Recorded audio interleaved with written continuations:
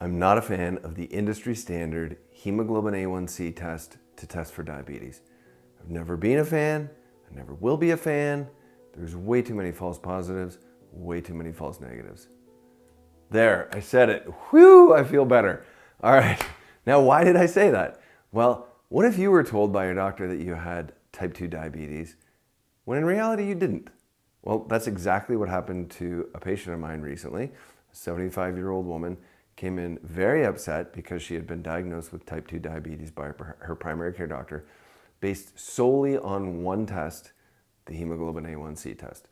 And so I ran through my own blood tests with her, a little bit more thorough exam, and it turns out she didn't have type 2 diabetes. She didn't even have insulin resistance. But what I just told you was only a partial truth, because it didn't just happen to one of my patients. It's happened to many of them. Someone comes in with a diagnosis of type 2 diabetes based solely on their hemoglobin A1C. They're worried. They've been told that they have to make drastic changes to their life. They've been put on medications, and it also is often unnecessary. Why? Because hemoglobin A1C doesn't tell the whole truth. It's a test with many confounding factors that can alter the value. So today, I want to break down what the test is, what it misses, and why insulin resistance should be the real focus. So let me explain why this happens and why we can do better.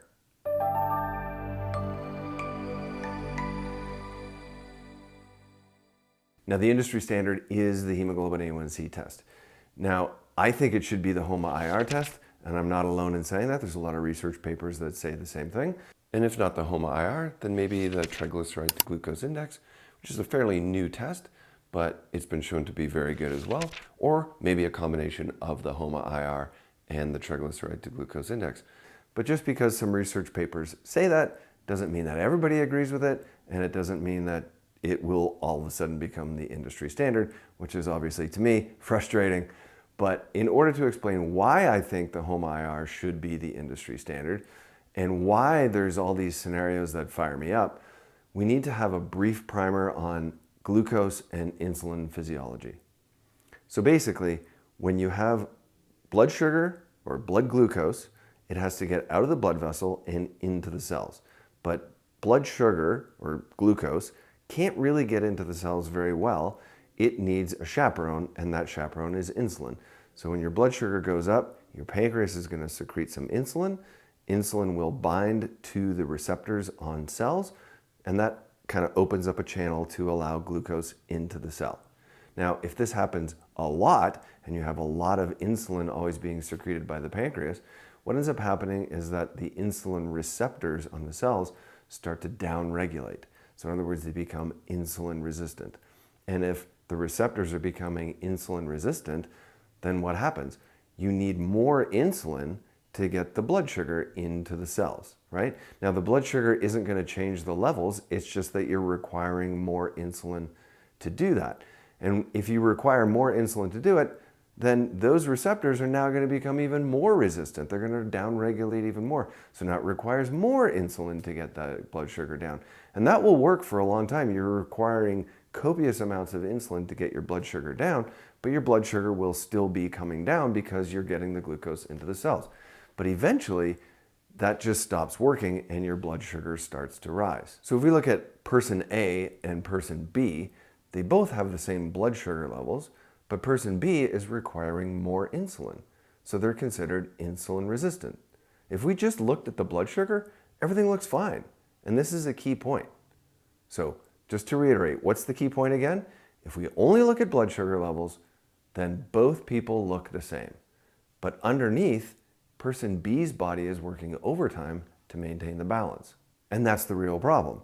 Insulin resistance is the major driver behind all these metabolic diseases like diabetes, but also heart disease, Alzheimer's, and many others. But the hemoglobin A1C test doesn't give us this insight. It doesn't tell us much, if anything, about how much insulin is being required to get the blood sugar down. However, the HOMA-IR test does give us insight. The HOMA-IR, or the Homeostatic Model Assessment of Insulin Resistance, is a calculator based on the fasting blood sugar, and the fasting insulin. So basically, you'll know how much insulin it's taking to lower your blood sugar down to a reasonable level. And that's what we really want to know, right? That's why it's called insulin resistance. We want to know how much insulin it's taking to keep your blood sugar stable. Okay, so what does the hemoglobin A1C measure? Well, if you read anywhere online, you'll see that the hemoglobin A1C is supposed to represent an average of your blood sugar over the course of 3 months.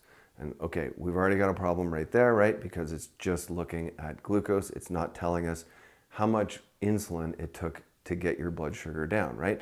But that's not the only problem. There's a myriad of other problems with it. But in order to understand what those problems are, we first need to understand exactly what hemoglobin A1C is measuring. So the hemoglobin A1C test is measuring how much glucose is bound to the hemoglobin on your red blood cells. So what is hemoglobin? Well, hemoglobin is part heme, which is iron, and part globin, which is a protein. And when you have protein floating around in the blood in the form of hemoglobin, it can bind to glucose, right? So if you have higher levels of glucose, that has more opportunity to bind to the hemoglobin. Now, you have about 30 trillion red blood cells, and on every red blood cell, you have about 220 or 250 million hemoglobin on each red blood cell. So there's a very large amount of opportunity for the hemoglobin to be able to bind to the glucose. So when hemoglobin is on the red blood cell and it's floating around in the blood, the hemoglobin can bind to glucose. And since the average red blood cell lives about 120 days, it's floating around in your blood for a few months. And so it has a few months of opportunity to bind to the glucose. So again, if you have higher levels of glucose in the blood, there's more opportunity for the glucose to bind to the hemoglobin. Simple enough. But it's expressed as a percentage, right? So if you have a hemoglobin A1C level of, let's say, 5.8, that means 5.8% of all the hemoglobin has glucose bound to it, right? And that sounds all well and good, but what most people don't understand is that there's a ton of confounding factors that influence that, right? Now, what do I mean by a confounding factor? A confounding factor is an external variable that can influence that number. For example, what if you have iron deficiency anemia? In iron deficiency anemia, the red blood cells live a little bit longer than people without iron deficiency anemia. So what that means is, let's say the average person has their red blood cells live for 4 months. Someone with iron deficiency anemia is going to have their red blood cells floating around for a little bit longer. And what that does is it gives them more opportunity to bind to glucose. So you're going to have two people with the same glucose levels, but person A, their red blood cells live 4 months, and person B with iron deficiency anemia, their red blood cells live a little bit longer, so they have a longer amount of time, more opportunity to bind to glucose. So even though they have the same glucose levels, this person's hemoglobin A1C is going to be higher artificially because their red blood cell lived longer. Now, another example is oxidative stress. And if you're not familiar with that, oxidation is kind of like the rusting of iron, or if you bite into an apple, the apple turns brown after you just leave it there for an hour. That's oxidation, right? This is why people take antioxidants to prevent this. Well, when glucose binds to hemoglobin in the blood, that process of a glucose binding to protein is called glycation. And glycation is accelerated by higher levels of oxidation. So you can have, again, people with the same glucose levels, the same insulin levels, but if person B is exposed to higher amounts of oxidation, then that glucose is going to bind to their hemoglobin more, and it's artificially going to be raised, right? So there's a lot of studies on this. If you look at people who smoke, for example, this study showed that smokers have a higher level of hemoglobin A1C than non-smokers, despite having similar blood sugar levels and insulin levels.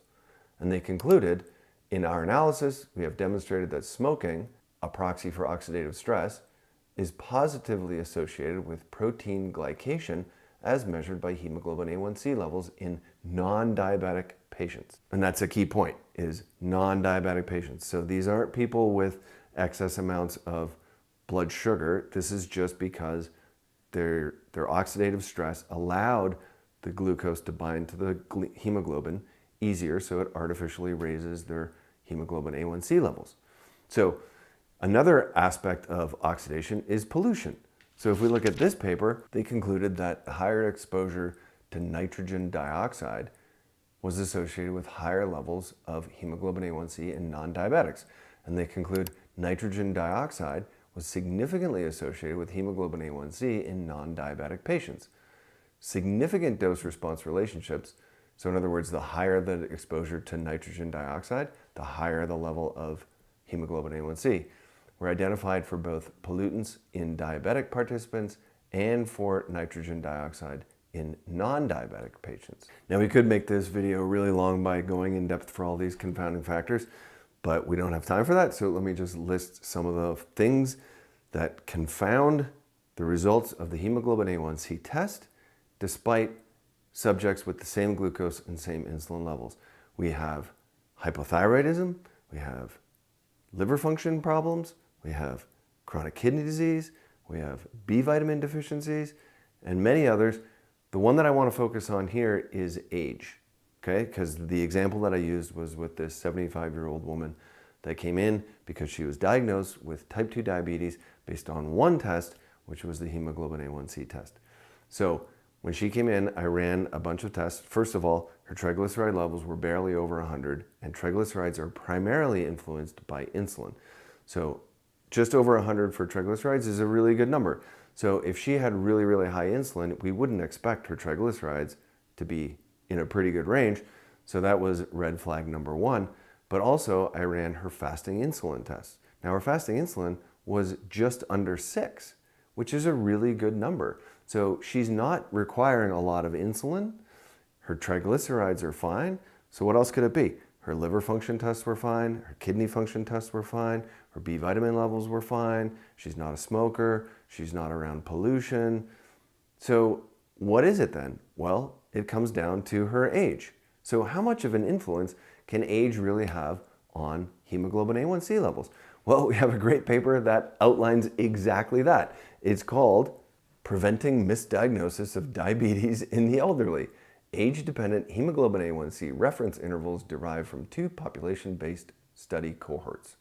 So this study looked at over 8,000 individuals and found that above the age of 39, there's a natural increase of hemoglobin A1C values of 0.15% per decade for men and a comparable increase of 0.19% per decade in women. So to put that in different terms, it's natural for hemoglobin A1C to rise as we age, independent of glucose and insulin levels. And the authors continue to say, with reference values that disregard the age-related increase in hemoglobin A1C, potential overtreatment and the risk of misdiagnosis of diabetes in elderly may be the consequence. And that's exactly what happened to this patient. So what does this mean for this 75-year-old lady? Well, remember, the age-adjusted value for hemoglobin A1C is 0.19% per decade over the age of 39. So for this 75-year-old lady, that's 3.5 decades, right, over the age of 39. So 3.5 decades multiplied by 0.19% per decade is 0.665% that should be adjusted off of her hemoglobin A1C. And remember, she was tested at 6.2%.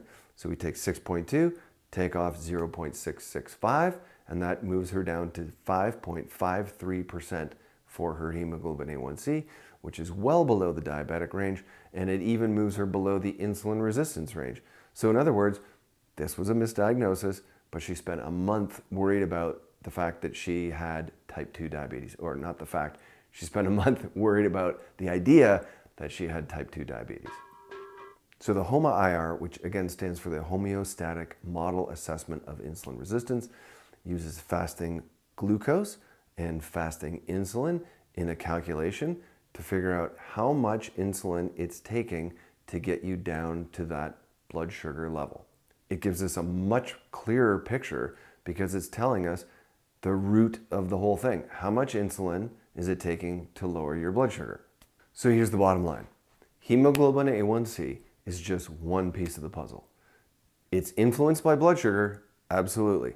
but it's also influenced by age, hypothyroidism, B vitamin deficiency, kidney function, liver function, hemoglobin function, different types of anemias. There's a lot of different confounding factors that go into it, right? So if you've been diagnosed with type 2 diabetes based solely on your hemoglobin A1C, ask for more tests or come and see me.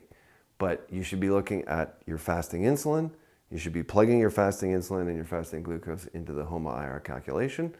You can look at triglycerides, and it gives you a much more complete picture of your health.